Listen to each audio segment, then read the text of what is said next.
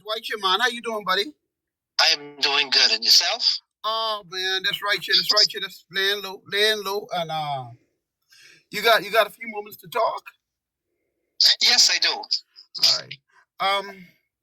I just been kind of watching what's going on here on the ground, with the different political parties. I was wondering if you could give me your opinion or your take on, where the Bahamas will be in another 5 years. In another 5 years, if the PLP get back in versus the F&M versus the COI. What will become of our beloved Bahamas? Since I'm that you're proving yourself. I wouldn't be calling for your expertise if I didn't believe that you couldn't analyze the situation as you've done in the past. Because I will put on the record that you were the individual that analyzed what was going on with Brave Davis and his crew and the theft of our carbon credits from way back in 2022.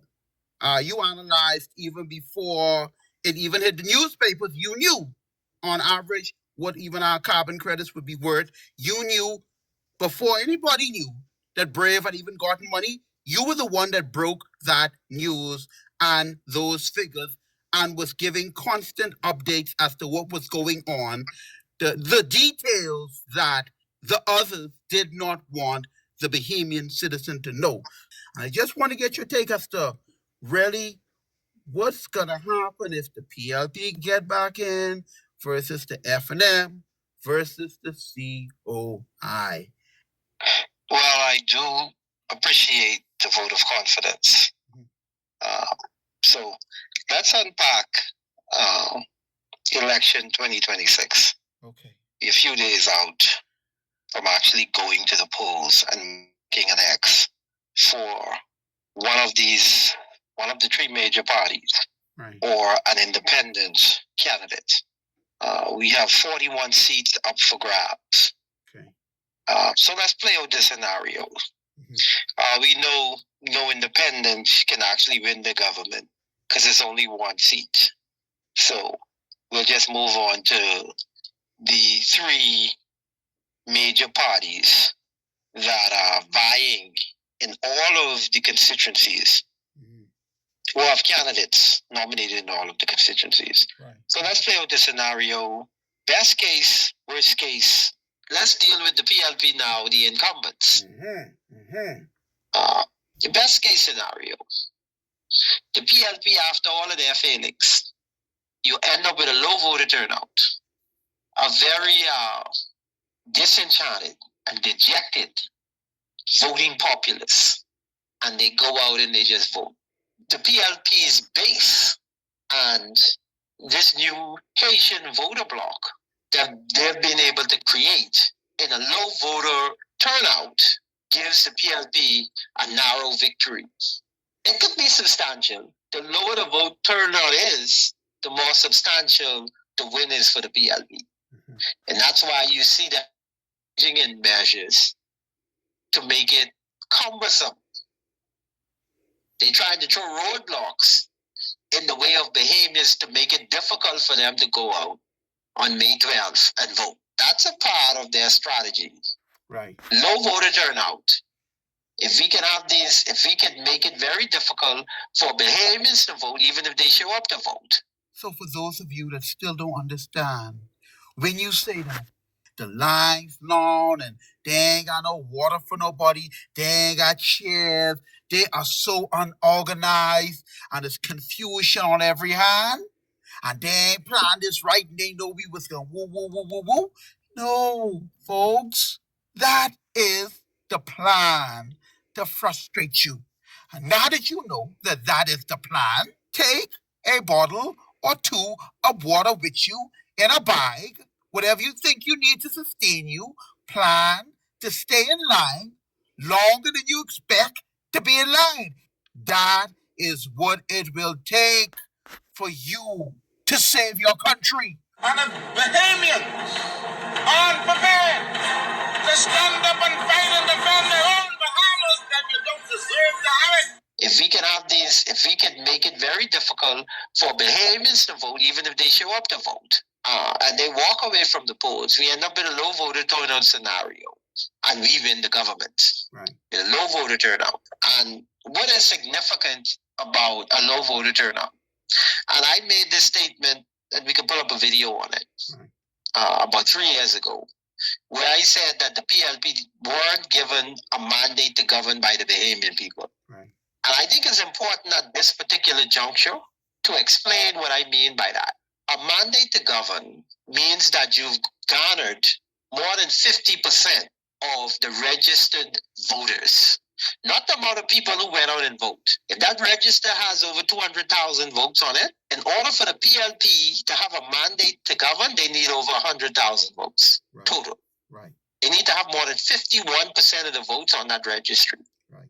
That's a mandate to govern from the people. Right. In the 2021 general elections, you had a low voter turnout. I think it was 38%. The PLP got, I think it's 27, 28% of the registered voters. Right. And they got 30 plus seats in the parliament. No mandate to govern. But they've spent the last 5 years trying to convince you that they're unbeatable. Imagine that. Yeah. They've engaged in a campaign to say, hey, we the government of choice, we are unbeatable, and they didn't get a mandate from the people. We're the government. We are the government of the day. And we will lead as we see fit. It is what it is. The PLP governed for close to 5 years without a mandate from the Bahamian people. And look what they've done with that. They even didn't get a mandate. They have the highest consultancy budget that we can't even imagine that consultancy budget, that the Bahamas would ever have a consultancy budget like what the PLP has created.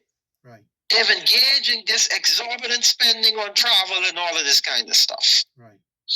No bid contracts all over the place. You know what a no bid contract is when you're talking about giving out a contract for hundreds of millions of dollars? No bid. Robbing the treasury. These are the type of things these people have done. Right. And they didn't get a mandate from the people to even govern. You would think that political administration would only engage in such behavior if they got the kind of mandate from the people where they say, hey, these people believe in us. We got 50, let's say we got 70% of the votes. That's an extraordinary mandate to do whatever you want to do. Right. You have a vote of confidence from the majority of the people. These fellas running around, blowing out the budget, terrorizing the treasury, and they got 28% of the vote. No mandate to govern, and they carrying on like they're the first leg of the Hubert Ingram administration where they got a true mandate from the people. Right. That's how these fellas carrying on. That's what they've done with whatever trust 28% of the Bahamian people have given them that mandate. That's what they did with it. They didn't say, we have to earn the mandate of the Bahamian people. We have to do extraordinary things on their behalf so that we can turn this 28% into more than 51% in the next general election. They didn't do that. They govern as if they had a mandate to govern from the Bahamian people, and they did not. That's a serious thing. You barely got by in a COVID election, in a pandemic election, and all of a sudden, you're unbeatable. Lowest voter turnout in the history of the country. Right. All of a sudden now, you're unbeatable. Now, for the PLP, it already happened. That best case scenario has already happened. Right. They got 28% of the registered voters, and they got to govern with more 30 plus seats, and they did whatever they wanted to do. The best case scenario for them didn't happen. That didn't happen. Mm-hmm. See, when you start to use platitudes and phrases, Let us choose progress. Let's choose progress. Let us choose progress. Let's choose progress. you can't speak to progress. Progress speaks for itself. Right. If you start talking about progress, it means that there's a lack of progress. If there is progression going on, you feel the progress. Right. Nobody have to tell you that. Yeah. In fact, you would be echoing the sentiments around you, the ethos that there's progress. Right. Not only will you be echoing it, you will be living it. Right. You will be experiencing it if you're a citizen. Right. So you don't need to talk about progress. Is it progress when I go to the grocery store? Mm-hmm. When I look at the prices of food in the food store, is that progress? Yes. Even in the middle of a pandemic, if I compare the food store prices that we were getting in a pandemic to the food store prices today, and there's no pandemic going on, is there progress? Mm-hmm. Over the space of the 5 years, Right. the PLP has spent over $18 billion. What? Let me repeat that again. Mm-hmm. Over the span of their administration, the 4 years plus, the PLP has spent over $18 billion.